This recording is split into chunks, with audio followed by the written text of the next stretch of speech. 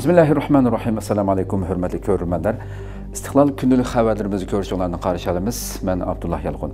Programımızda vatanımız Şarkı Türkistan ve dünya gün tertibindeki en mühim haberlerini huzuruna sunumuz. Kıynamsız ıqtanlar ekranımız olsun. Xitay JX Ministerliği Amerikaga itiraz bildirdi. Xitay JX Ministerliği Amerika Adliya Ministerliğinin yaqında Xitayning davlat halqib bostirish qilmishi sababli 40 Xitay saqchısını ayıplaganligiga itiraz bildirdi. Xitay JX Ministerliğinin axborot bayonotchisi 26 aprel bayonot e'lon qilib, Amerika Adliya Ministerliği yaqında davlat halqib bostirish deganni o'ydirib chiqib, 40 Xitay saqchısını ayıplaganligini da'vo qilgan va Amerika Adliya Ministerliği Federativ tekshirish idorasining Beijingda turishliq vakiliga itiraz bildirgan. Xitay JX Ministerliği bayonotida Amerikaning davlat halqib bostirish masalasini o'ydirib chiqishiga qat'iy qarshi turadiganligini, Amerikaning bu xil qilmishlarini darhol to'xtatishni talab qiladiganligini bildirib bildirgan.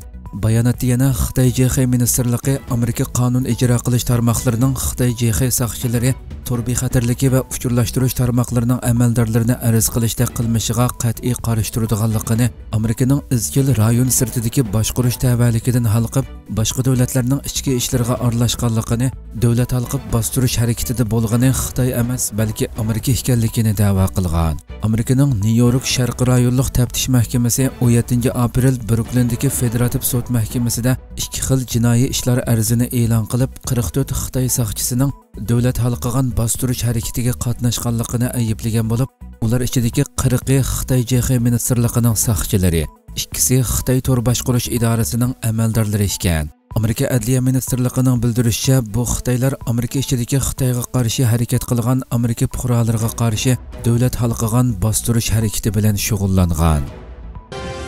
Xitoy bilan Filippinning dengizdagi talash tortishi barg'ancha kuchaymoqda.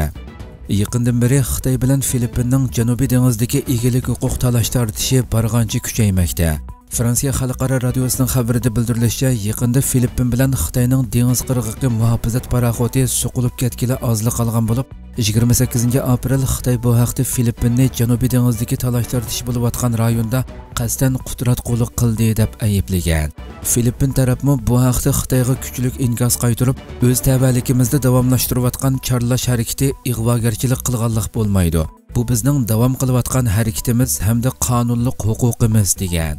Bildirilishicha, yakshanba kuni ikki davlat dengiz qirg'og'i muhofazat paraxotining so'qilib ketishiga oz qilish voqeasi Spiratli oralig'i yaqin joyda yuz bergan bo'lib, voqeadan bir kun o'tgandan keyin Xitoy tashqi ishlar ministri Chen Gang Filippinning poytaxtida Filippin prezidenti Ferdinand Marcos bilan dengiz masalasidagi ziddiyatni pasaytirish maqsadida suhbat o'tkazgan.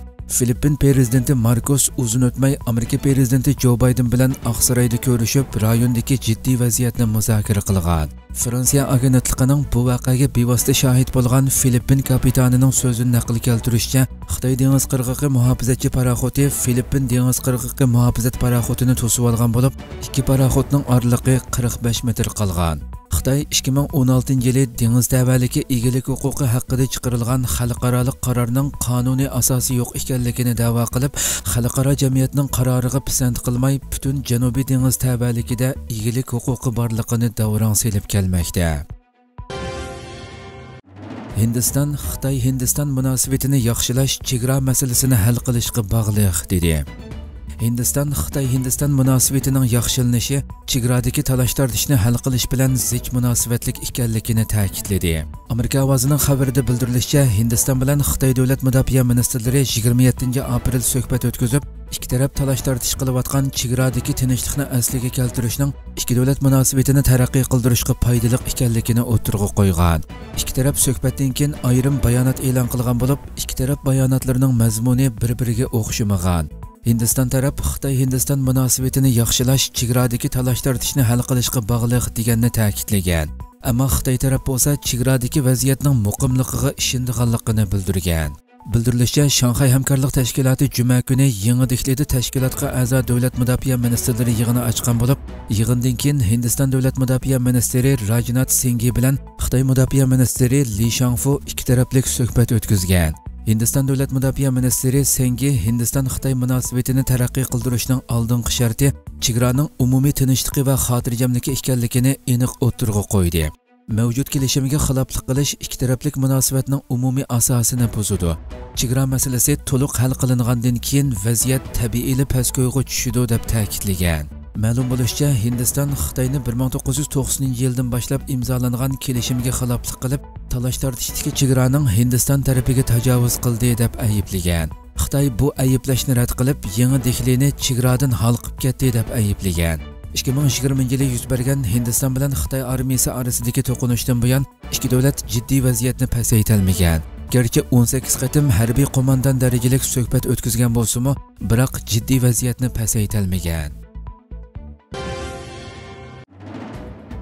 Xitoy Amerika Moliya ministerining so'z qilishini chekladi. Xitoy rejimi Amerika Moliya ministeri Janet Yellenning Amerika bilan Xitoyning iqtisodiy munosabati to'g'risidagi eng yangi suhbatining Xitoy ichida ko'rilishining oldini olish uchun Yellenning nutqlarini hambaharlagan to'r bekatlarining ulinishini butunlay chekladi. Yellen 20 aprel John Hopkins universitetida ikki taraflik munosabat haqida nutq so'zlagan bo'lib, u so'zida Amerika o'zining uzun muddatlik iqtisodiy kuchiga tayanib davomli olg'a ilgirlaydi. Biz dunyodagi eng chong va hayotiy kuchga to'lgan iqtisod bo'lamiz.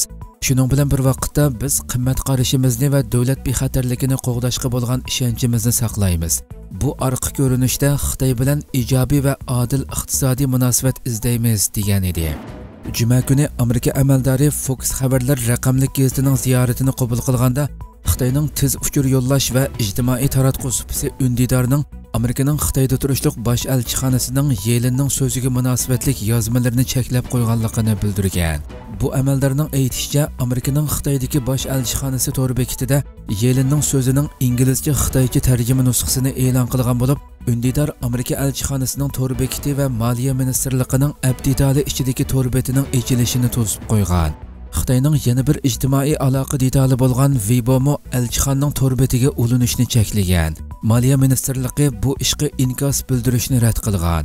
Yellen bu vaqtdagi so'zida Amerikaning Xitoyga tutgan pozitsiyasini bayon qilib, kishilik huquqni qo'g'dash bilan bir vaqtda davlat bexatarlik manfaati, ittifoqdoshlari va sheriklarining manfaatiga kafolatlik qilishning muhimligini ta'kidlagan. Va biz Xitoyning bu qilmishlari to'g'risidagi andishimizni Xitoyga ochiq oshkora yetkazamiz va muhim manfaatlarimizni qo'g'dashda ikkilanmaymiz degan. U so'zining davomida yana bizning barliq tashqi munosabatlarimizga o'xshash Xitoy bilan bo'lgan munosabatimizda davlat bexatarligi hammadan muhim deganlarni ilova qilgan. Xitoy amaldorlari bo'lsa Yellenning so'zini tanqid qilib, Amerikaning davlat bexatarlik hukumini umumlashtirganligi va buning bilan hech kimning uningga qarshi turishga jur'at qila olmaganligi, Amerikaning Xitoyni bostirishni xohlaydiganligi haqida jar solgan. Xitoy O'rta Osiyoning geopolitik o'yinlarining maydoni bo'lmasligi kerakligini bildirdi. Xitoy Tashqi ishlar ministri Qin Shianda o'tkazilgan 4-navbatlik Xitoy O'rta Osiyo tashqi ishlar ministrlari yig'inida rayon davlatlarining chet el kuchlarining aralashishiga qarshi turishi kerakligini o'tirg'a qo'ydi va O'rta Osiyo o'zaro hamkorlashgan joy bo'lishi kerak. Geopolitik o'yin maydoni emas dedi. Xitoy taratqulardagi xabarlarda bildirilishicha, Xitoy sohibxonlik qilgan boshliqlar yig'iniga Qozog'iston muavin bosh ministri va tashqi ishlar ministri Murat Nurtiliyo, Qirg'iziston tashqi ishlar ministri Jenebek Qulubayev, Tojikiston tashqi ishlar ministri Sirajiddin Muhriddin, O'zbekiston tashqi ishlar ministri Baxtiyor Saidov va Turkmaniston muavin tashqi ishlar ministri Vepa Hajiyov qatnashgan. Qingang so'zida Xitoy bilan O'rta Osiyo davlatlarining o'rtaq kelgusini o'rtoqlashgan davlatlar ekanligini, dunyoning davolg'ish va o'zgarishlarni boshdan kechirayotganligini, o'zaro manfaatni qo'g'dash uchun ittifoqlik va hamkorlikni kuchaytirish kerakligini bildirib, har qanday bahona bilan rayondagi davlatlarning ichki ishlariga aralashishga qarshi chiqishimiz kerak. O'rta Osiyo geopolitik o'yinlarning maydoni emas, balki o'rtaq foyda oladigan hamkorlik maydoni bo'lishi kerak deb jar solgan. Qingang yana Xitoy va O'rta Osiyo davlatlarining Ukraina krizisiga o'xshash ko'z qarash va pozitsiyada ekanligini bayon qilib, Xitoyning O'rta Osiyo davlatlarini o'z ichiga olgan barliq xalqaro taraflar bilan hamkorlashib, krizisni hal qilish uchun kelishim hosil qilishga tayyor ekanligini bildirgan. Yig'inda yana elektronlik savdo, yeshil va raqamli iqtisod va yuqori texnika qatorliq 14 sohadagi hamkorlikni kengaytirish va atalmish terrorlik, oshqunlik va bo'lgunchilikka qarshi turishda hamkorlikni davomlashtirishga qo'shilganligi bildirilgan. Li Shangfu Shanghai hamkorlik tashkiloti a'zolari bilan bexatarlik hamkorligiga tayyor ekanligini bildirdi. Xitoy mudofaa ministri Li Shangfu Shanghai hamkorlik tashkiloti a'zolari bilan bexatarlik jihatda hamkorlashishga tayyor ekanligini bildirdi. Xinhua agentligining xabarida bildirilishicha, Xitoy mudofaa ministri Li Shangfu Hindistonning poytaxti Yangi Dehlida o'tkazilgan Shanghai hamkorlik tashkiloti davlat mudofaa ministrlari yig'inida so'z qilib, Shanghai hamkorlik tashkilotiga a'zo davlatlarning strategik hamkorlikni kuchaytirib, bexatarlik hamkorligini muzokara qiladigan ochquchliq supa ekanligini aytgan. Va Xitoy Shanghai hamkorlik tashkiloti a'zolari bilan hamkorlashib, tangpung, unumlik va imkoniyatlik sijil bexatarlik binokorligini barpo qilishga tayyor degan.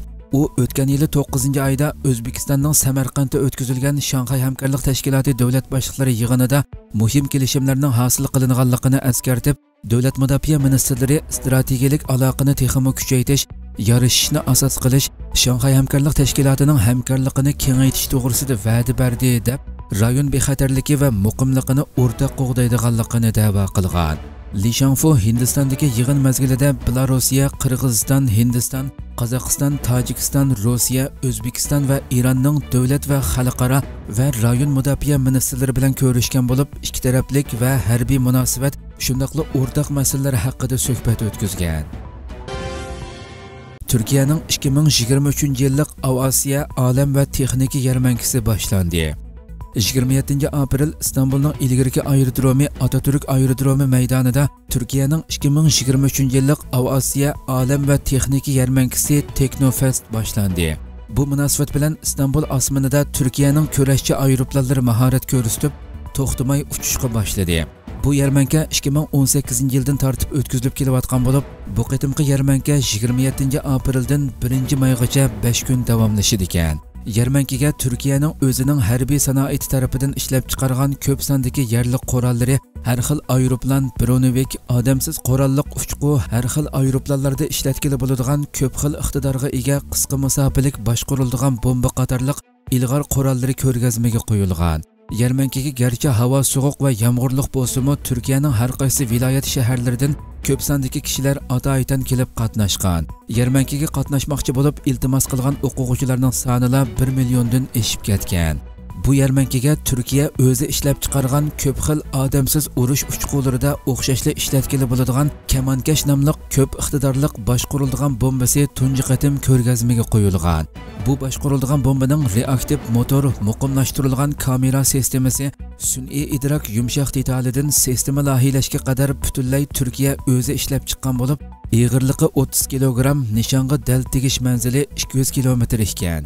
Turkiya hukumati davlat mudofaasi sanoatini taraqqiy qildirishni qaror qilgan 2018-yildan boshlab, bo'libmi yoshlarni bu turlarda yangilik ijod qilishga safarbarlik qo'zg'ash uchun ko'p tirishgan.